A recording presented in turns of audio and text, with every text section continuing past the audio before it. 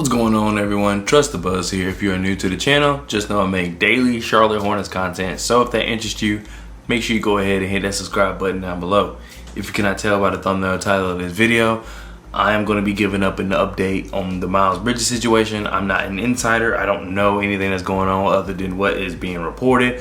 And I'm not even really I don't know if you saw my other previous Miles Bridges videos, but really I'm just talking about kind of the basketball side of things. So yeah, that's what I'll just be talking about in this video. Shouldn't be a long video, but let's get into it. So on the 20th, that's the day of the franchise, in my opinion. In my opinion, on the 20th, that's when Miles Bridges goes to court, and then the whole NBA, I say NBA, but I mean, I feel like the NBA is going to do something to Miles Bridges, whether that's suspend him or something like that. So by NBA, I don't mean every team is waiting on this or anything like that. The Charlotte Hornets are definitely waiting on this, but I'm not saying the team, that everybody in NBA is just waiting on this news.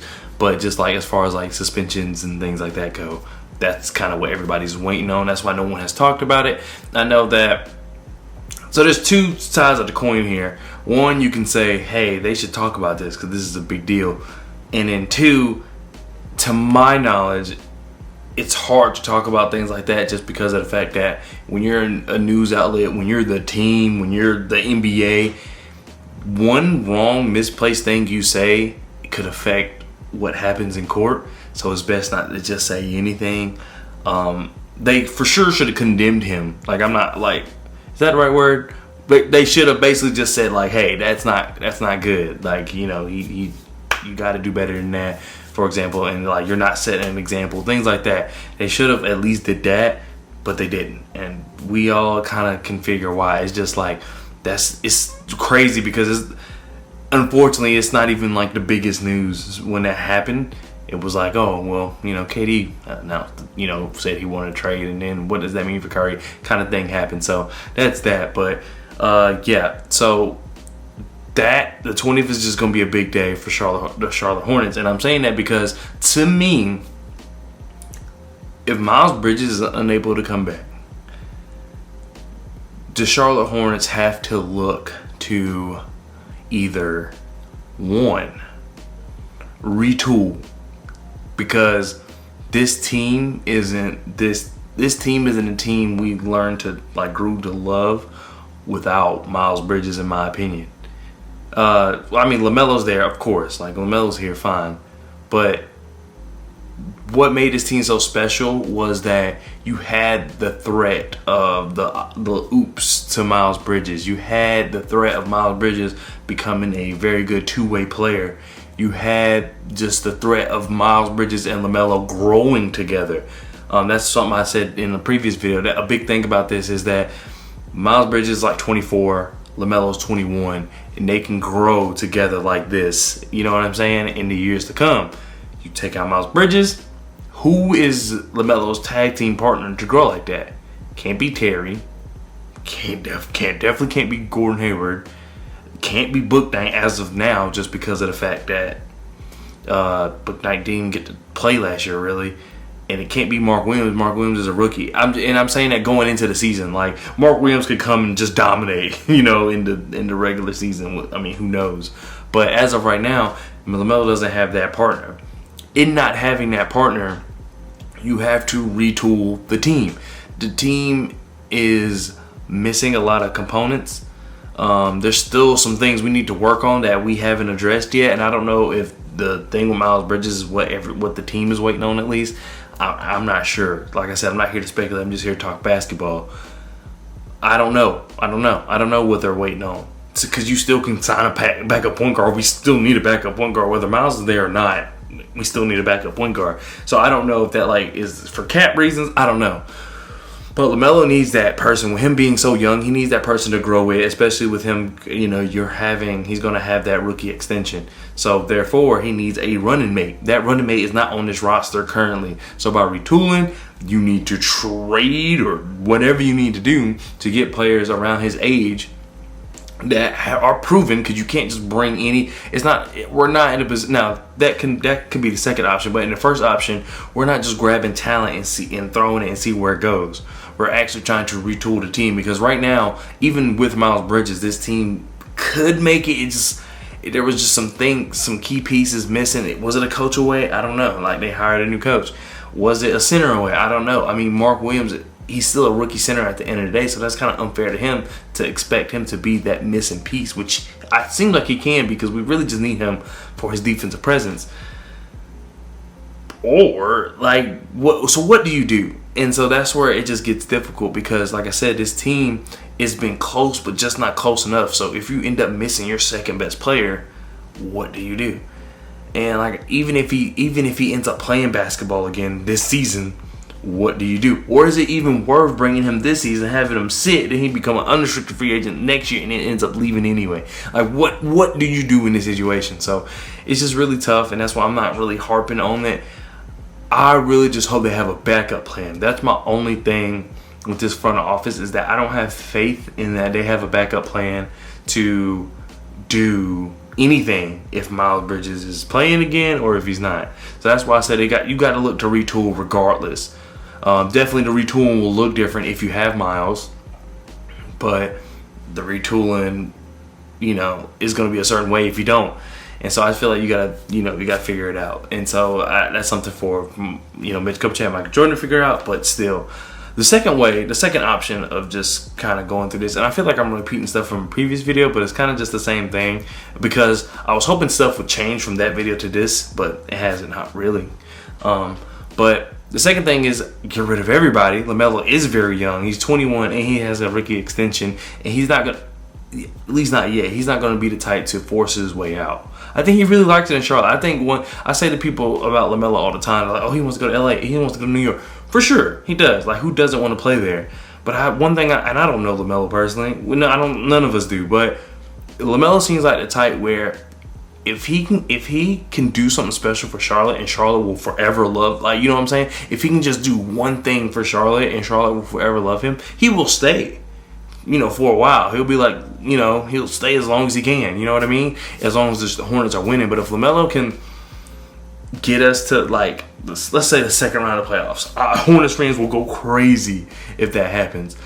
LaMelo's the type to perceive that and be like, wow, I'm like a big deal. Like, you know what I'm saying? Automatically, everybody's going to be, everybody loves LaMelo anyway. So everybody will be, oh, he's the best Hornets player in history. This, that, and the other. That's the type of stuff LaMelo lives for. You know what I mean? LA is LA. Like, he's just going to be... LaMelo's good. He's great. You know what I'm saying? Especially for his age. But in LA, it's LA at the end of the day. So he might get washed under compared to everything else going on in LA. Same with New York. But if LaMelo gets the Hornets in the second round of playoffs and they compete or whatever, he will... Everybody... They'll be ready to build a statue of him. And I feel like that's the kind of player he is. So if you get rid of everybody, bring him back, and then you collect that young talent and see what you got, I think that could help, because Mitch Kupchak is a really good drafter. In my opinion, he's just not a good... Once he has the team, I don't know what he does after that, but he's a really good drafter in my opinion. He's always drafting someone who can play.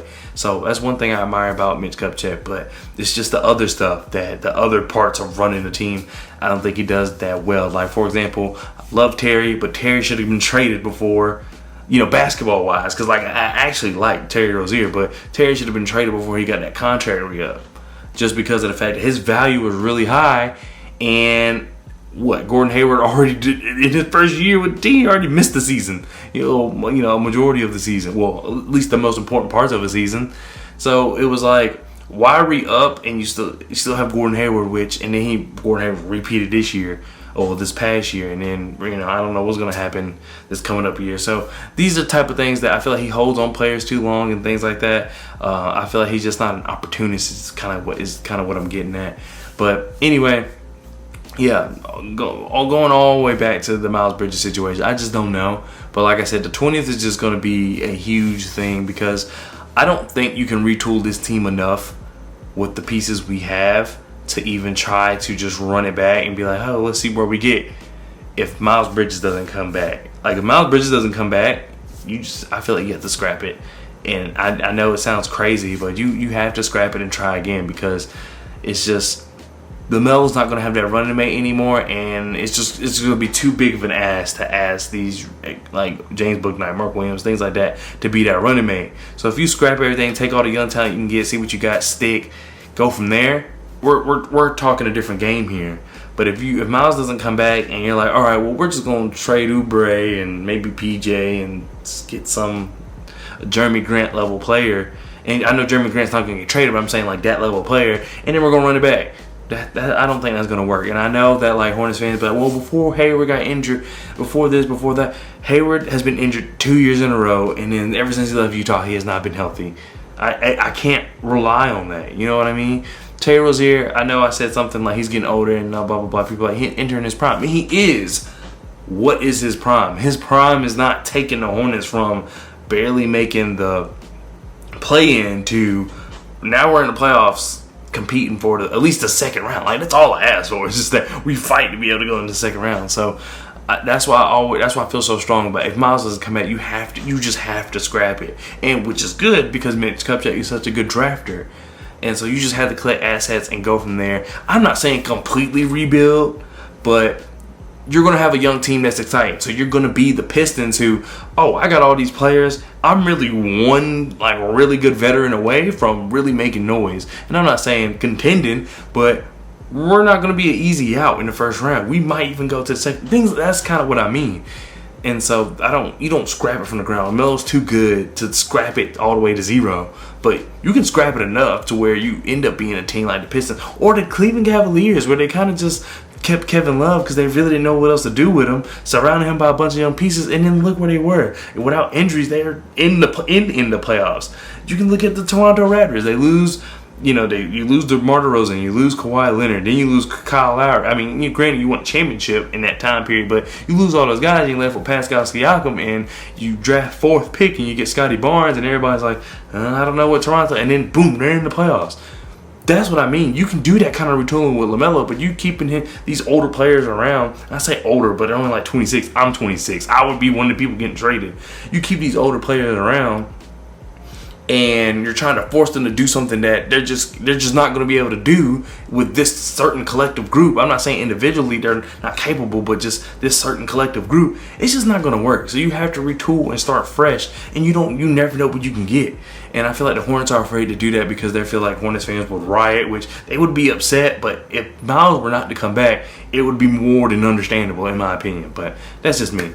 Anyway, that's kind of just the update about Miles Bridges. Like I said, I talk more about the basketball thing. I'm not here to gossip or anything like that. I personally don't want to say anything like wrong or, you know what I'm saying? Like, I wasn't there or anything like that. So I just try to keep it strictly basketball. But anyway, that does it for this video. Make sure y'all keep killing that subscribe button because y'all are doing a great job of that. And it really helping me grow the channel fast. And that means a lot to me. Like, you don't understand how much that means to me. So make sure you keep doing that. Make sure you hit that like button for the YouTube algorithm. And I'll see you next time. Peace.